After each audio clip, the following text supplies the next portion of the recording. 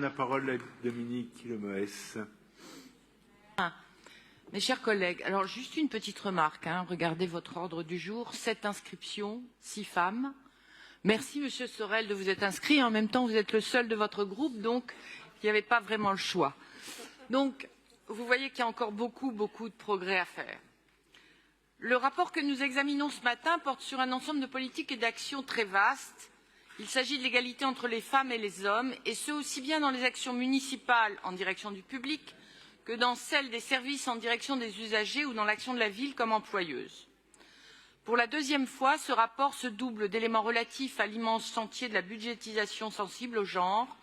Nous pouvons donc étudier les différents leviers budgétaires et discuter de la manière d'en activer certains. C'est l'esprit de l'exercice intégré à la discussion budgétaire. Je ne vais pas redire ce que mes collègues ont précédemment bien dit. Je souhaite, pour ma part, évoquer un point de ce rapport qui est la clé de voûte de toute action volontariste en la matière.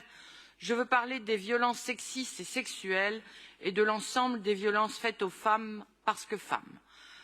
Il a été dit que M. Macron en avait fait un axe prioritaire de sa politique. Il n'en reste pas moins que nous avons à déplorer 118 victimes sur le territoire français en 2022 et sans doute plus d'une centaine en 2023. Nous entendons souvent les médias et aussi certains responsables politiques déplorer ces violences de manière fataliste qui devrait nous scandaliser. Cela devait arriver, tous nos efforts ne servent à rien, cette violence est inéluctable. On condamne ainsi les femmes à subir et les hommes à la barbarie. C'est bien ce dogme de la fatalité que nous devons enrayer car il est la clé de voûte du système de répression et de subordination des femmes du patriarcat. Ces violences sont suffisamment répandues et impunies pour que toutes les femmes les intègrent dans leur comportement. Ne pas rentrer tard, éviter certains endroits, ne pas se faire remarquer, faire attention au choix de ses vêtements, etc. etc. Toutes les femmes savent qu'elles ne peuvent attendre de protection que d'elles-mêmes en premier lieu. Ces violences sont structurantes et affectent la vie des femmes dans leur ensemble. Il faut donc une action transversale et méthodique. D'abord parce qu'on ne peut prétendre lutter contre un phénomène si on le laisse prospérer au sein de sa propre institution. La collectivité parisienne a continué d'agir fortement pour sensibiliser tous ses agents et agentes à la prévention des violences sexuelles et sexistes au travail. 1763 d'entre eux ont ainsi été formés cette année, toutes directions confondues. 7 ateliers d'échange et de pratique sur le sujet ont pu avoir lieu dans 4 directions de la ville, la DSP, la DFA, la DSOL, la DDCT. Le dispositif d'accompagnement aux agentes victimes de violences intrafamiliales a été consolidé. Une fiche GRH et un dépliant dédié ont été créés puis diffusés dans les directions. Une page intranet dédiée a également été créée.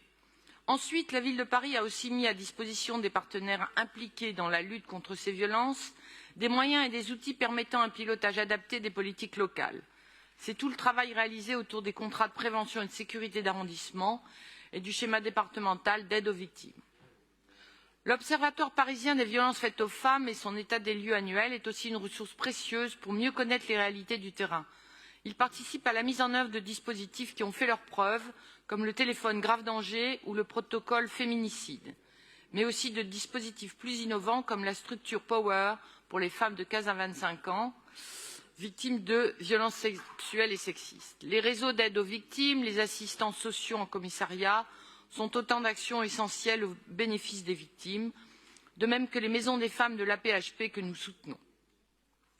La liste des dispositifs de la ville en soutien des femmes est impressionnante, comme la cotation pour l'attribution de logements et des mesures d'accompagnement pour protéger les enfants co-victimes de violences.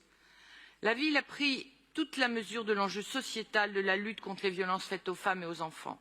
Les services du SE2I font connaître toute l'année, avec un focus bien sûr le 25 novembre, ces ressources et sensibilisent le grand public comme les professionnels.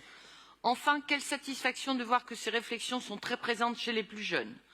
Le Conseil parisien de la jeunesse s'est autosaisi du sujet des violences sexistes et sexuelles en milieu festif et nocturne et a émis une recommandation concernant ce type de situation. La lutte contre les violences sexistes et sexuelles est une nécessité absolue et nous progressons très lentement, car nous avons à défaire un tel enchevêtrement de représentations, d'habitudes, de fonctionnement, mais nous allons dans le bon sens. Un avenir plus libre pour les femmes comme pour les hommes en dépend. Je vous remercie. Merci beaucoup Dominique Quillemoes.